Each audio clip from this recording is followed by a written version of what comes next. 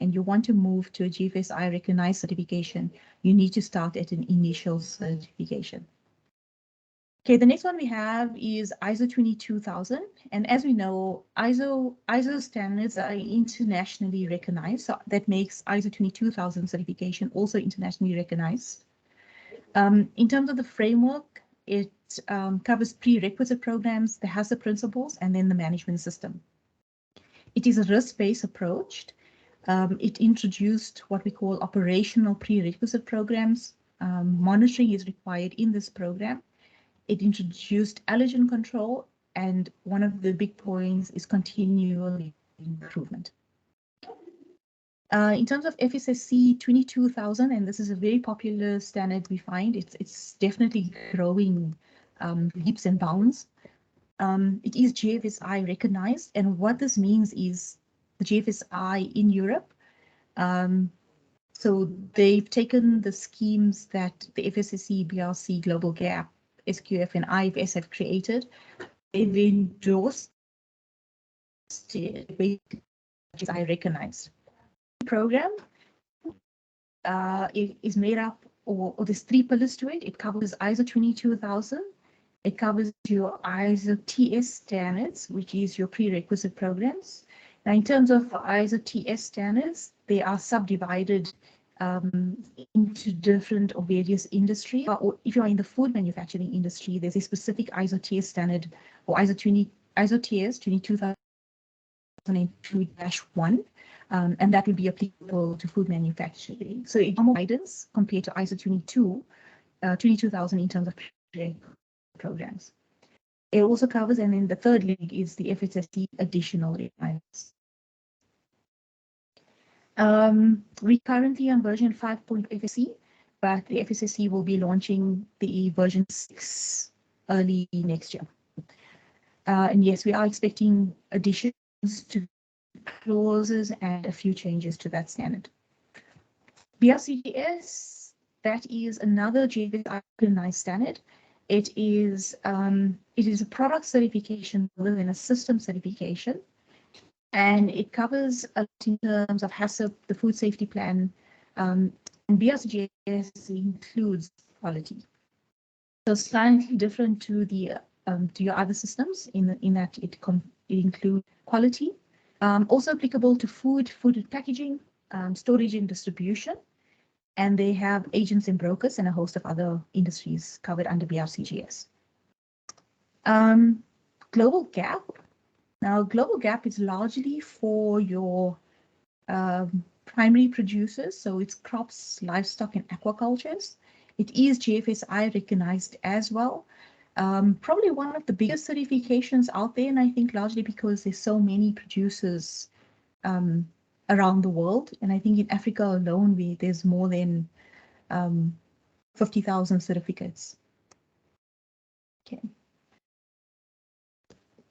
The last certification I want to touch on is ISO 9001. So basically, ISO 9001 is the most generic certification covering every industry sector, from producers to manufacturing, and including your service rendering organization. It is a quality management system, and the scope of the standard places emphasis on your customer focus.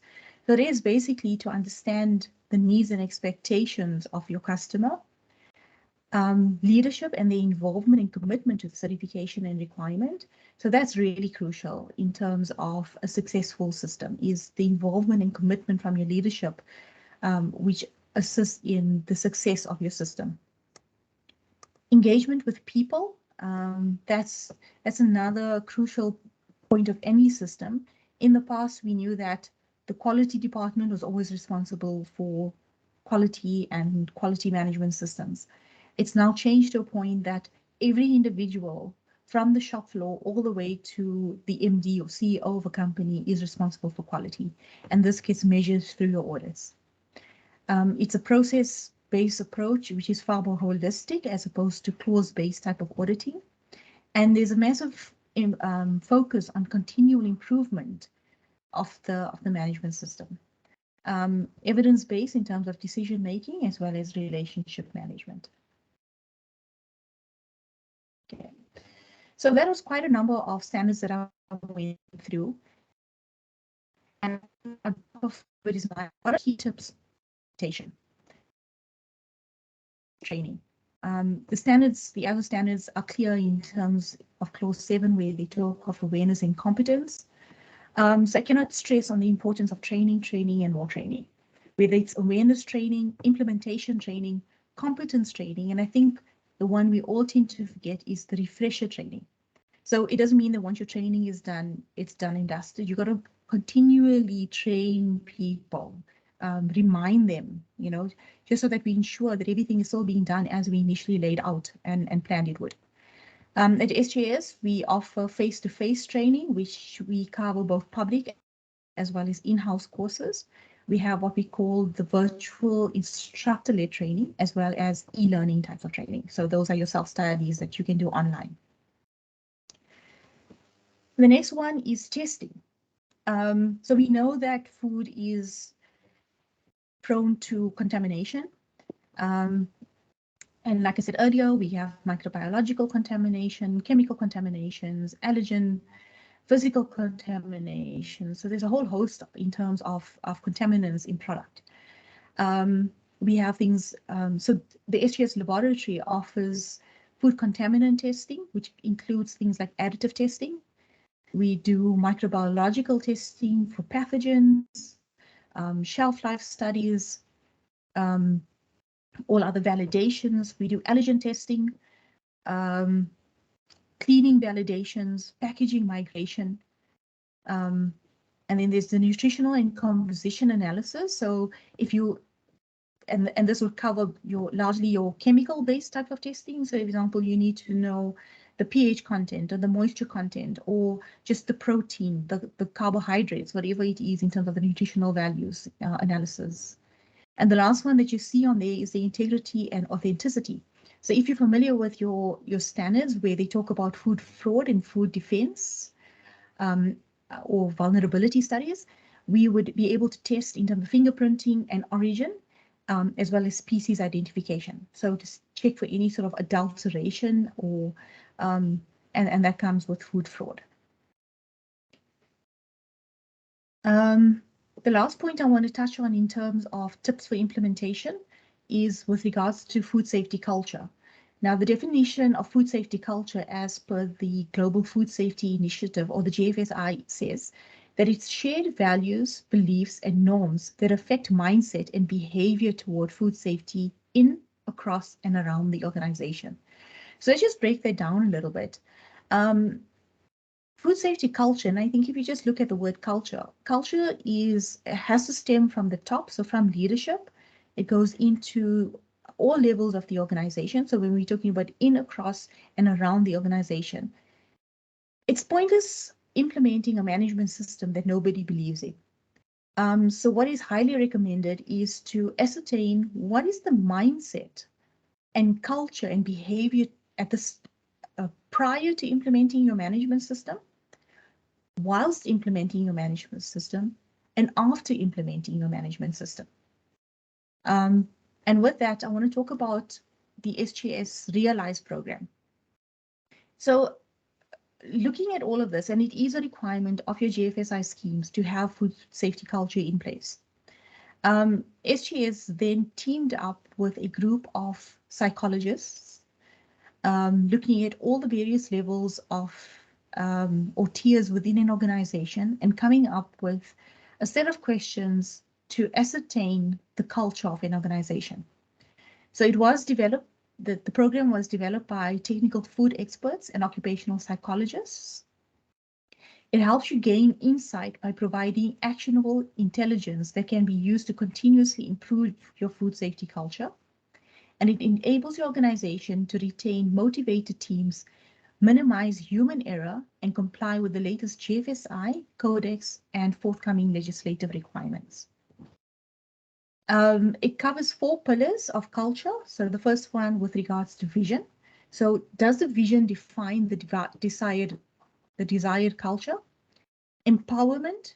So this is, are employees empowered to deliver the vision? Systems, does your systems support the vision? And then trust. Do employees believe and trust in your vision?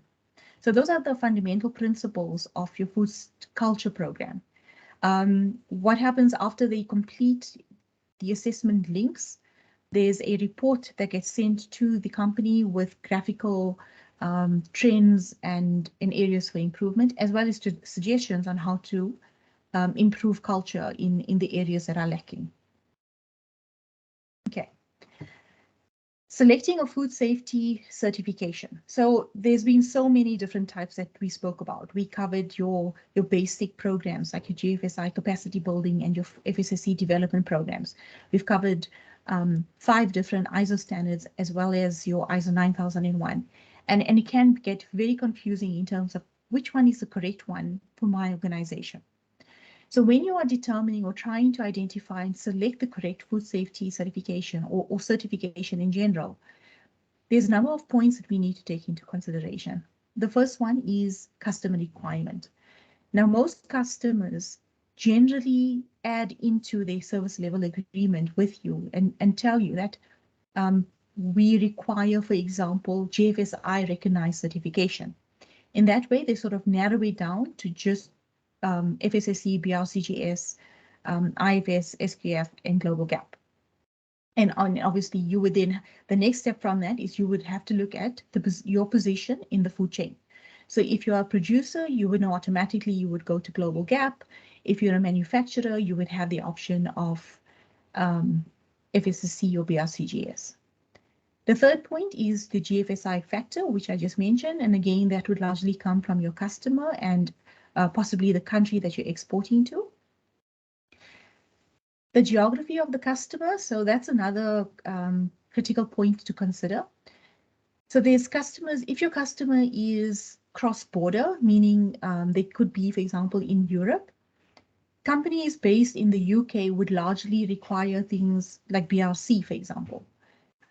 Germany would ask for IFS certification. Other countries may want FSSC certification. So those are factors that need to be taken into account when selecting the type of certification you opt for. You also need to look at the location of your own organization and see what's best in your country that would suit the needs to export or to trade within your own country. You need to look at the size of your organization. And like we discussed earlier, if you're a smaller type of organization and you feel that you need to start in the smaller programs and build up your certification, those are the decisions you need to take at that point, taking into consideration the options you have. Technical resource availability. Does your organization have individuals with the necessary know-how on systems and how to implement these systems? Your GFSI schemes are more intensive and does require far more technical knowledge to implement. And then the last one is, do you have existing management systems? A lot of these schemes can be aligned with existing management systems. So if you already are 9001 certified, ISO 22000, for example, is perfectly aligned with 9001. But that doesn't mean that you cannot add on your GFSI schemes, because those would also allow for alignment with existing management systems. Yeah. In terms of the process of certification, so now we've gone through all of this, we've selected what we want in terms of certification. How do we now approach this? Where do we start? So we now need to select our certification body.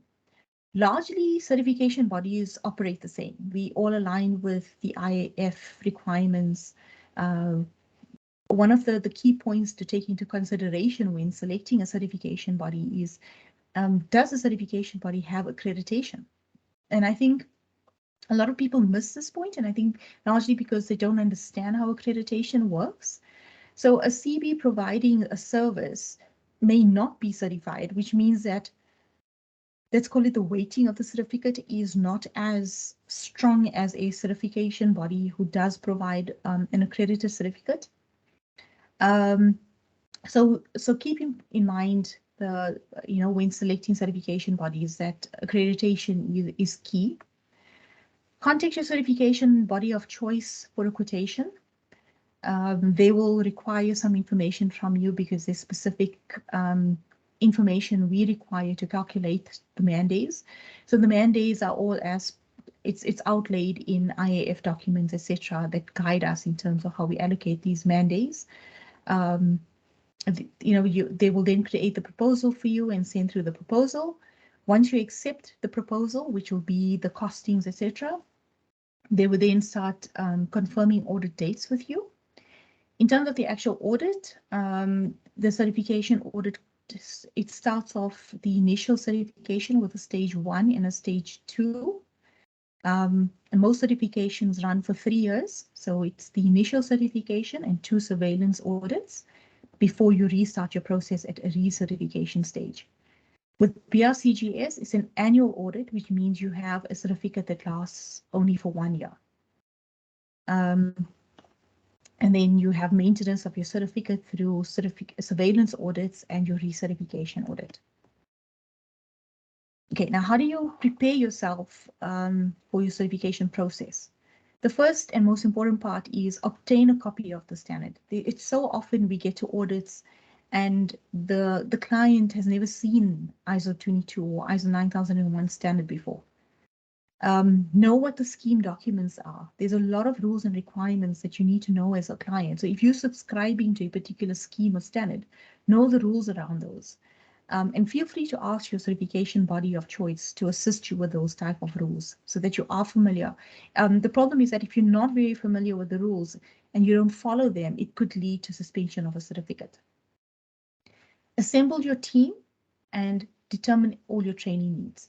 So again, your putting together of your management system must not be done in isolation. You must have a multidisciplinary team, and this also ensures that you cover all aspects of your certification and your management system to the detail that it needs. Okay, once you have assembled your team, put everybody on their training, you now start developing your food safety management system and the documentation that goes with it. You would need process flow diagrams. You need to document the different processes, and then you now need to start implementing the system. So once you've written it down on paper, you've got to now take it onto the floor, train the people, get them to now execute as per your documented procedures. You would also need to evaluate your system on a regular basis. Evaluation could be through regular inspections. Internal audit is mandatory, so you would need to do regular internal audits on your systems. And from there, you can opt to do a pre-audit with your certification body where they come out and do maybe like a gap audit or a pre-assessment audit.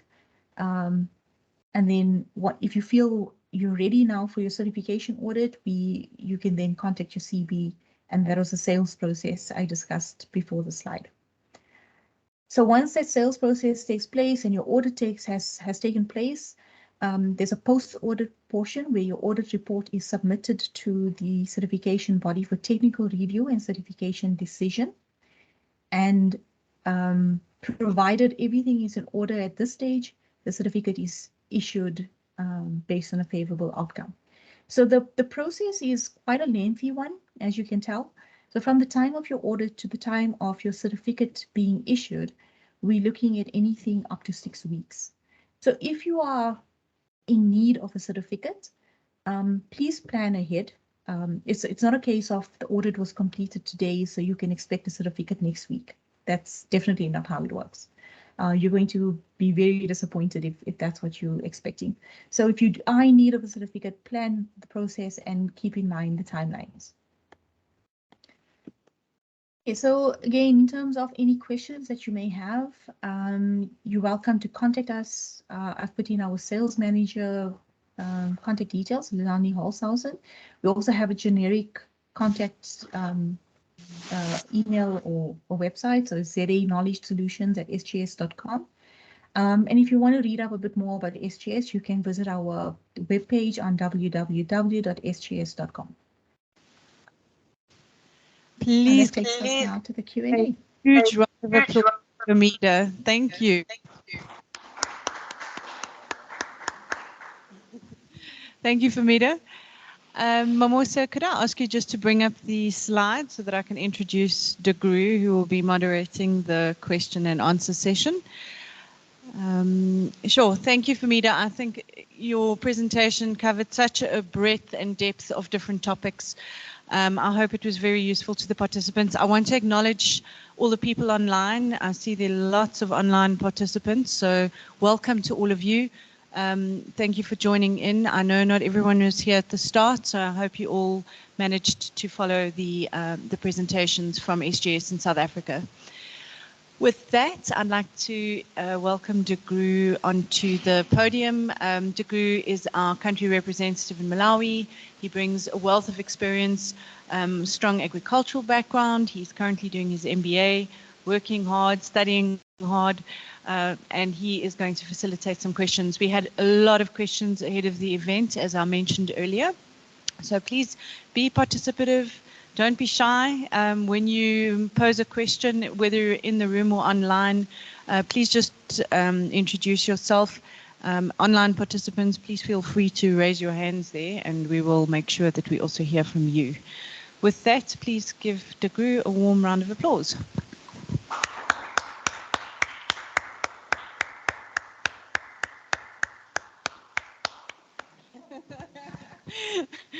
Morning exercise. Great. Thank you, everyone. I think this is our opportunity. We've heard from the facilitators, but now it's us now that they're asking questions and holding the floor. So please feel free to raise your hand, and then I guess there's a mic in the room wherever you are. Then we'll pass on the mic so that you can ask the questions. And then also our colleagues online, please do raise your hand. And then our facilitators that are online, they will recognize you and give you the you unmute and ask your question. So please get those questions together, raise our hand so that we can start asking the questions and have the answers.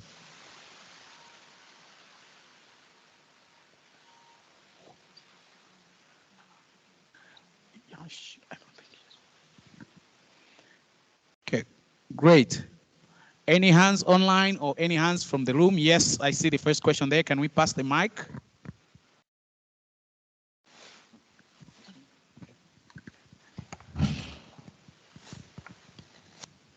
Thank you. My name is Alfred Osusanya. The presentation is very good, but I'm telling you, it's overbearing. It's scary sometimes. We talk about certification. We thought it's going to be an easy thing, but from the presentation, I can see that it's a real mountain to climb. Will we be able to have access to a copy of that presentation? One. Two, will it be advisable, or is it not advisable to actually go through the local Malawi brew standard first before venturing into requesting for SGS certification so that we can clear some hurdles? Because I know it's not going to be an easy cost to be able to SGS certification. Thank you. Okay, thank you. Hopefully the facilitators are taking note of those questions. We'll take another question, another set of questions, maybe 3 questions at a time, and then we move on to respond to those. Thank you very much for that question. Are there any questions online or any other questions within the Lilongwe? Okay, great. Blantyre, there's a question. Please go ahead.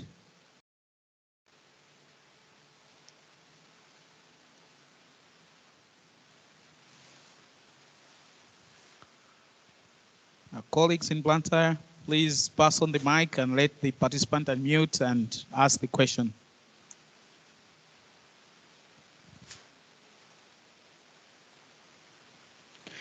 Okay. As our colleagues are muting and figuring that out, I will read out some of the questions that came from the registrations. One question is that what are the key certification standards requirements for soybean and honey in order to reach the export market? I guess our facilitators also have these questions. This is question number 5. They're saying, what are the key certification standards requirements for soybean and honey in order to reach the export market? So maybe as we're waiting for the other questions to come through from online and Blantyre, maybe I can allow our colleagues from SGS to tackle those questions as we are figuring out the technology and having more questions virtually as well as on a remote location in Blantyre. Over to you, my colleagues from SGS. Thank you. Okay, I think I'll take that one. So it covers, the question covers soya beans and I think it said honey, both being food type of products. I think the options here in terms of the different certification standards is wide because it can be anything from ISO 22 to FSSC, possibly even BRC. And I think when we talk about export market, if you remember the one slide presentation, the factors that need to be taken into consideration before making the decision in terms of which standard.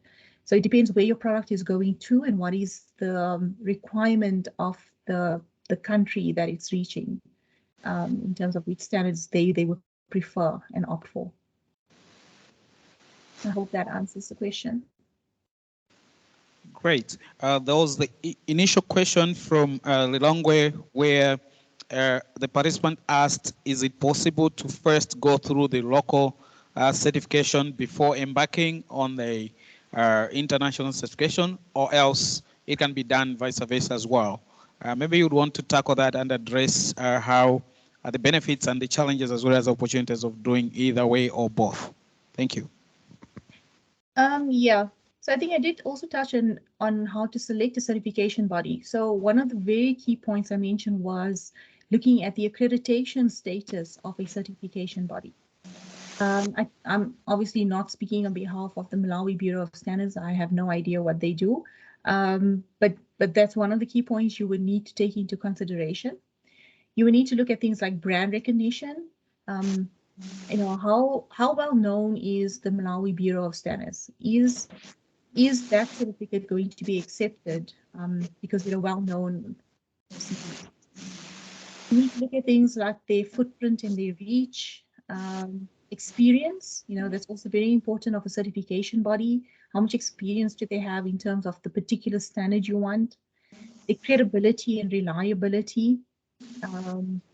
Things like resource capability. So remember, in the food space or in any other certification, there's what can I say? There's the fine print rules of industry codes that get assigned to auditors, which means that meat industry, for example, would have a code of C1 if you're in food. That also means that your auditor needs to be approved in that industry code. Okay. So the logic with that is you cannot send an auditor who's never worked in the meat industry to go and audit in the meat industry. It would add absolutely no value to the client. And it will also set the auditor up for failure. You know, they would have no knowledge, especially the technical knowledge behind that particular industry to render a proper audit. So those are like points that you need to take into consideration when selecting your CB. But again, nothing stops you from approaching your local CB first, and then exploring other options from there. Thank you. Blantyre, are we now able to ask the question? And those who are online, please do raise your hand, and then they'll unmute you and you'll be able to ask the question. Blantyre, online? Great. As we're waiting for that, there was another question on the registration forms. One asked, how is certification in Malawi different with that in South Africa? Most of our products are underrated at international market due to the certification from Malawi. I think this touches on what we've just heard about accreditation and how the certification body is looked at the international market. But maybe the other question that is interesting is one participant indicated that we are registered and certified by Intertech, for FSSC version 5.1 and authorized by Coca-Cola. But when these people are auditing, they're auditing CDAP, we fail to respond adequately if we are meeting local regulations because we have not been audited by our local regulator. How do we respond to these? Okay, I'm not exactly sure what is CDAP. And the way I understand the question is during the FSSC version 5.1 audit by Intertech, they're raising a non-conformance related to compliance to local regulation. So in terms of that, there's various options in the market to put together a legal register that's applicable to your organization.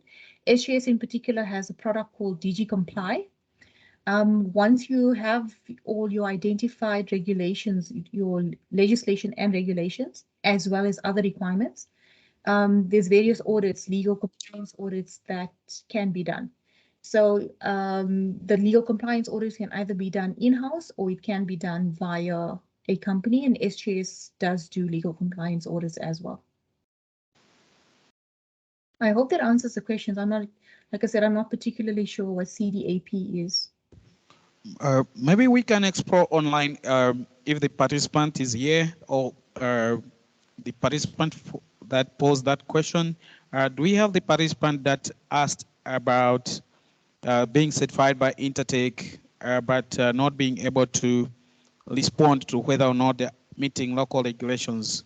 Do we have that participant online or on any of the venues?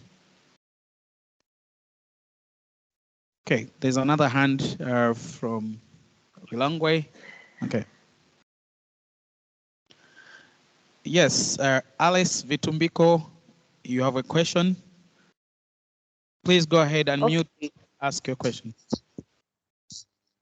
Good morning, everyone. I'm Alice Banda in Lilongwe.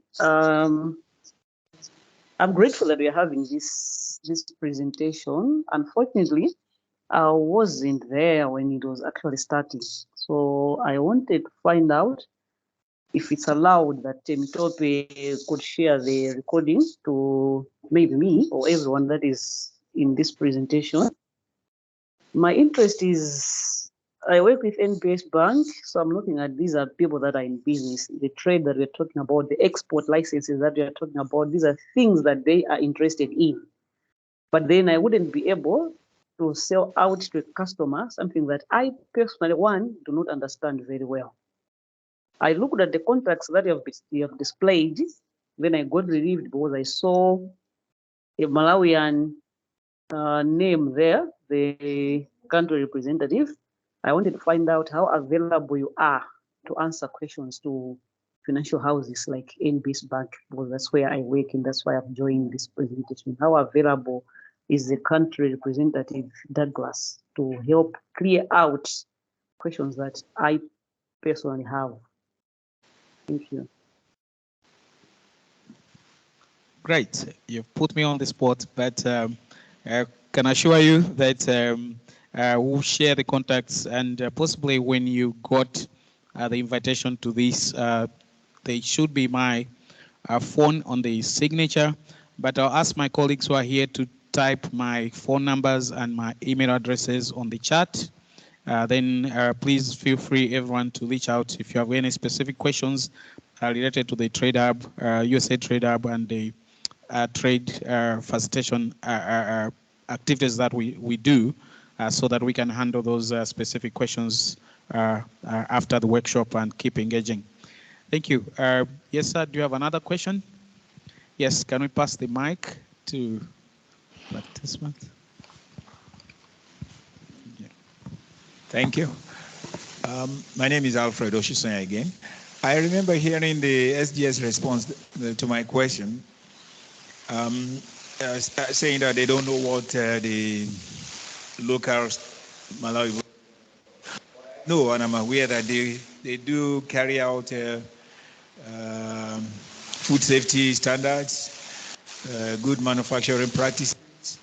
So does it mean that if I have a product like soya milk, and I've gone through the local Malawi Bureau standard, done my good manufacturing practices and food safety standards, and I want to export to South Africa, will I be able to out in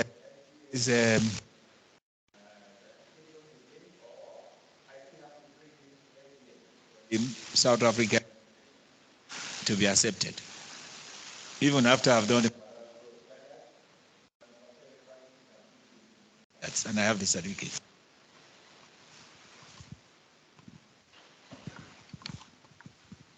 Okay. Did you get that question? Did we get that question? Do we need to respond? Maybe I can try and respond. I think the issue is it's not a compliance issue.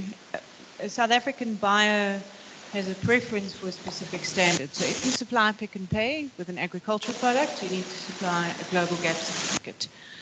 If you supply Pick and Pay, HACCP's not good enough. You need to have an FSSC standard or a MyGFSI level standard. If the Malawi Bureau of Standards is accredited by FSSC to do an FSSC audit, and they have qualified auditors to do that, then that's fine. If they do not, then you need to find an auditor that is qualified or accredited in that standard. And you have to always check, because sometimes an audit company can have an accreditation for a specific standard and lose it or not retain it in some manner. So you need to go and confirm that they're accredited for a specific standard, and that can always change. So I think the points that Ramita raised about what you need to check is when you're choosing your certification body applies whether it's a commercial entity or the Malawi Bureau of Standards. You need to check that they are accredited to an international standard. Sometimes they will do the audit, but they're not accredited. And then you're paying for something, but you don't get what you actually need. So it's very important to check that. And then the important thing is that you need to confirm what the buyer actually wants in terms of the standard. Normally in the food space, MyGFSI food safety is a good guide. So one of the GFSI standards typically is what buyers would want to see. For the United States, they also have food safety requirements, but it's not to say you have to do the standard. What they're looking for is safe food to be imported. There's lots of requirements around food safety for the United States, but they're not prescribing a specific standard in terms of what you have to achieve. So let me stop there. I hope that gives a bit more background. Thanks, Doug. Thank you so much, Francis. Any additions or any more thoughts on that from SGS?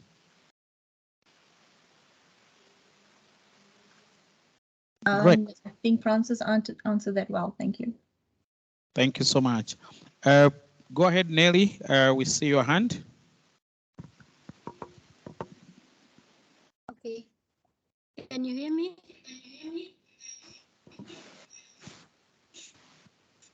Yes, we hear you, but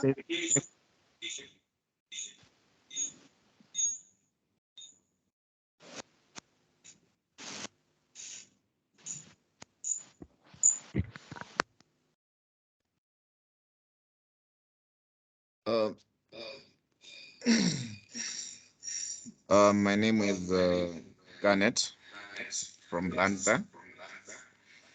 My question is, let's say you want to get a certification with SGS.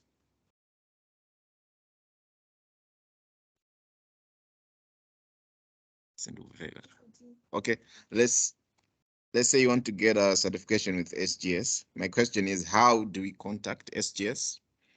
Another question is, you said in the planning stages, it's very important to obtain a copy of the standards. My other question is, how can a copy of these standards? Yeah, that's all. Okay. Okay, I think the first part to your question in terms of contacting SGS, those were the contact details that we had up on the presentation, which I think Francis and the team will share with everyone. So you're welcome to contact us at any stage, and we will we'll engage in conversation with you from that point forth.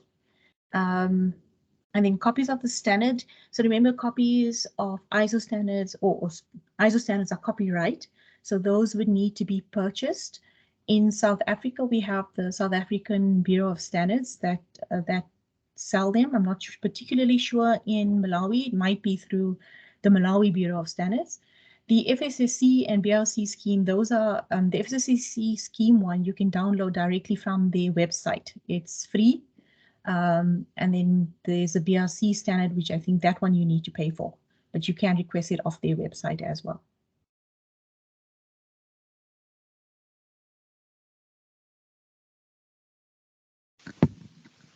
Okay, thank you for that. Do we have more questions, online participants? Nelly, can you come back on now? We see your hand. Thank you. Okay, my name is Samuel Kandidziwa. I'm from Blantyre. My question is on the cost of the certifications. The presentations have stressed on how certification is for both small and big enterprises. I'm interested in the small enterprises. Are the cost and the processes efficient enough not to stress the resources of the small enterprises?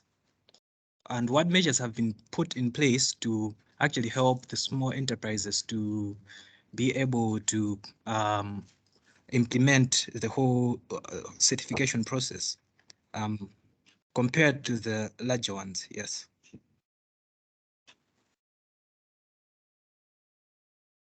So in terms of cost, I can't give you a direct answer. So the way it works is the mandate calculation is derived based on the number of HACCP plans you have and the number of employees.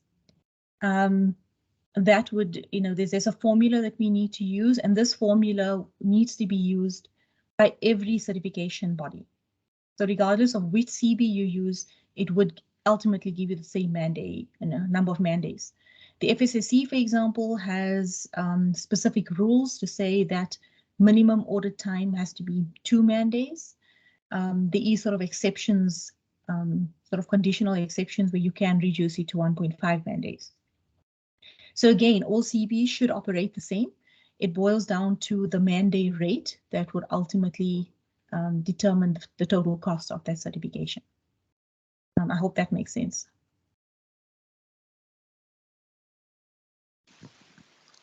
Great. That makes sense, and thank you very much for elaborating that. And colleagues, the contacts for SGS are now on the screen. Feel free to get those contacts and start the ball rolling. Otherwise, we also share these contacts as we reach out with subsequent next steps and other activities. Yes, we see your colleagues online, the normal hands. Basically, most of the questions that were posted online similar, and most of them have been addressed. We started a bit late, but and also we should be winding up shortly. Are there any burning questions that we have so that we can close this question and answer session? Any other burning questions, both online and other venues? There are no questions here in Lilongwe. What about our colleagues online? Going once? Going twice? The time has been sold. There are no questions online. Our colleagues in Blantyre, are there any other questions in Blantyre? Thank you so much. No further questions. Okay, great. Thank you very much, Nelly. Please, if you can come across some other burning questions after this workshop, you are also free to reach out to us, and we will take those questions to the necessary authorities. Thank you very much. Thank you, Degu, very much for handling all those great questions. Thanks for all the participation, everyone. I know that it seems to be an overwhelming topic, but I think what's important is to start somewhere. and probably getting the standards is one of the good ways to get going and to start the journey. So thank you for your participation. We would welcome your feedback on the session. Please could you be so kind as to complete an evaluation form. If you're in the room in Lilongwe and Blantyre, there are hard copies of the form. I think Frank is our monitoring, evaluation and learning manager for the region. He's here checking on us. Buchilo Mushwana is in Blantyre. We need these forms, otherwise we'll be in trouble with our male colleagues. So please do give us your feedback. That's not the reason. We actually want to learn and improve based on your feedback. So please do let us know what more you need to know about certifications and how we can support you going forward. Then I think importantly for the housekeeping here in Lilongwe, we have lunch served at the Copper Plate. I understand that you need to go down past the swimming pool onto the other side, the Copper Pot, my apologies. And we have a voucher for you for a meal and a drink. So please could you grab one of these from Degu and Frank at the back before you move across. In Blantyre, I will, once we've knocked off here, I think you can make a similar announcement on that end. And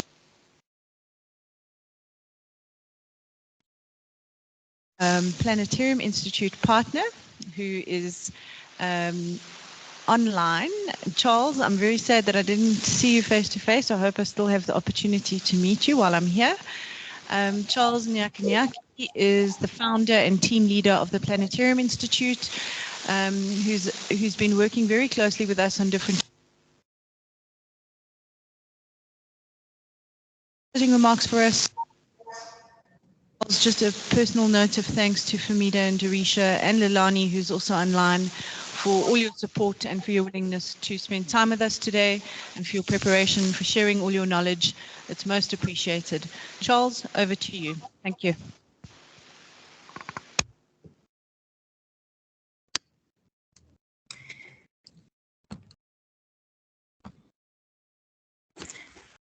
Thank you so much. I hope you can all hear me. I would like to thank you so much, USAID Trade Hub, the whole team represented there, Dagro and Francis. Special thanks to Dagro for handholding us along the journey, starting from last year when we were introduced into the USAID Trade Hub family. To this point when I know USAID Trade Hub is going out of this contract in September. And at this point, it is sad to see you guys go, but you've left us with a lot of good things, especially the partnerships and the different connections which you have given us as a trade service promotion company. I would like to thank SGS for coming into the picture, and very much that we will take it up from where USAID Trade Hub has introduced SGS to the network, and we will take it from there. Also, a special thanks to Mr. William Mwale, the National Coordinator for NASME, for doing pretty much great job to the SMEs ecosystem. And I would like to personally thank you, Mr. Mwale, for your effort, the energy and enthusiasm which you have demonstrated over the years. At this point, I would like to indicate that certification is very important exercise, and for SMEs which are they have certification for their products, I think that is one of the biggest competitive advantage. There are a lot of opportunities which certification will bring to SMEs. We are talking of the AGOA, we are talking of the African Continental Free Trade Area. Despite all these opportunities which will be presented to us, it is a responsibility for SMEs to ensure that we invest in this process of certification. There is a limit to which institutions like USAID Trade Hub, the Ministry of Trade, there's a limit to which they can handhold us, and there's also a limit to which we need to move forward to plan for these investments. So I push it back to all of us SMEs to have a special plan, especially to include this in our strategic plans that we should do undergo certification, especially for those who are in the journey. For those who are already certified, I think they should explore more connection within this business so that they can further improve their competitive advantage. There are a lot of things which Planetarium Institute has benefited from being a member and a partner of this network, especially partnering with the USAID Trade Hub. We've been introduced to the African Trade Platform, which is an online trade platform, and Planetarium Institute is one of the trade facilitators there. We've been introduced to the Net Campus, which is an online learning platform. We've also been introduced to a number of partners like Catalyze, which we have learned, and there are a lot of things which we've done as a process which Planetarium Institute has benefited in the process. There were a number of issues which I listened with interest when my colleague, Mr. William Mwale from NASME, was explaining about capacity building for SMEs. Maybe like a response, but also just to add, it is very important for SMEs to undergo different capacity building initiatives depending on the type of value chain which they are in. Planetarium Institute has been empowered over the process through our engagement with the USAID Trade Hub. And I think from the various interactions which we've been involved with, we have taken personal initiative as a company to undergo a number of trainings at the International Trade Center SMEs Academy. It is a free platform and they're offering a lot of trade-related capacity building initiatives. I would encourage all of us here to participate. I'll also send a link on the Trade ITC SME Academy. There are a number of trainings which we have participated, and what we've done is through that, we've set up ourselves as a training service, especially focusing on trade and trade-related activities.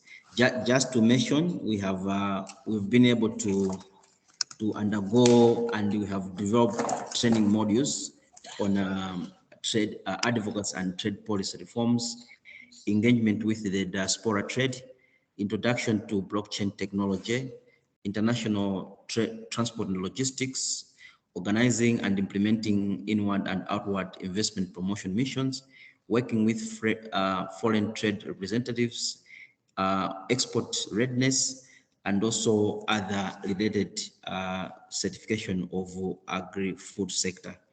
We are finalizing our process of setting up an export readiness acceleration hub for all those SMEs which will be interested to be equipped with different skills and knowledge on issues of exporting. But we will also go back to SMEs to be ready to pay for these services, because there is always a tendency to have free things among many SMEs in Malawi. From experience as a trade training institution, we've advertised for so many trainings, some for free, some highly discounted, but there's always been a reluctance to pay. And USAID Trade Hub, as we have always required it to support us, is also a private sector-led institution, and there's only facilitation which they do. So we have a biggest responsibility amongst ourselves to ensure that we invest in capacity building. There is a limit to which anybody can come to support us, but there is a big responsibility for us to learn through providing ourselves training so that we can be competitive in whatever we are doing. At this point, allow me to once again thank all the participants who are on this, those who are attending this training physically, and also those who are attending virtually. To thank you so much for taking part in this workshop. And I believe that we'll take a few things with us as we are closing, but also to thank again USE Trade Hub for facilitating this networking platform.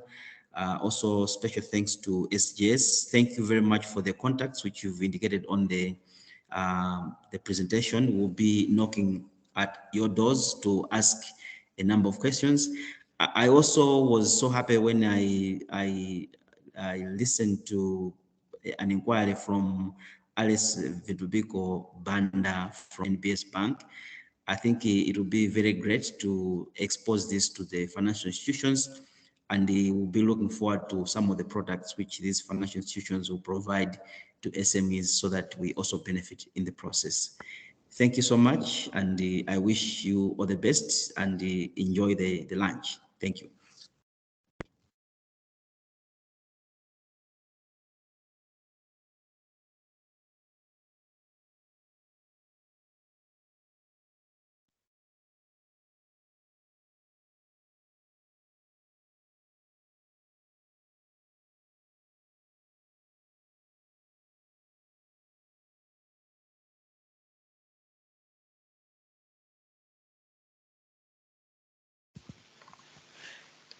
Thank you.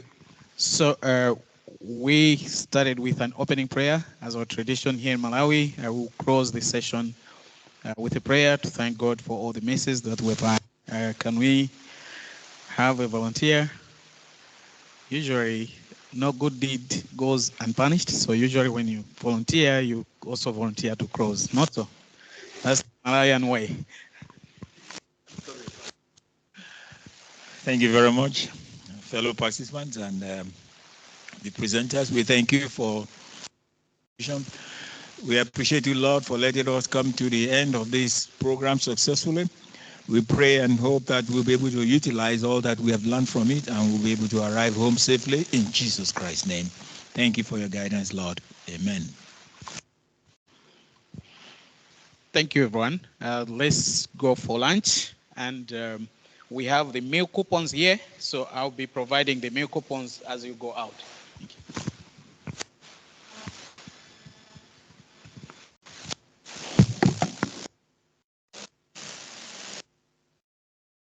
So as we go out for lunch by the poolside, okay, we need the banner.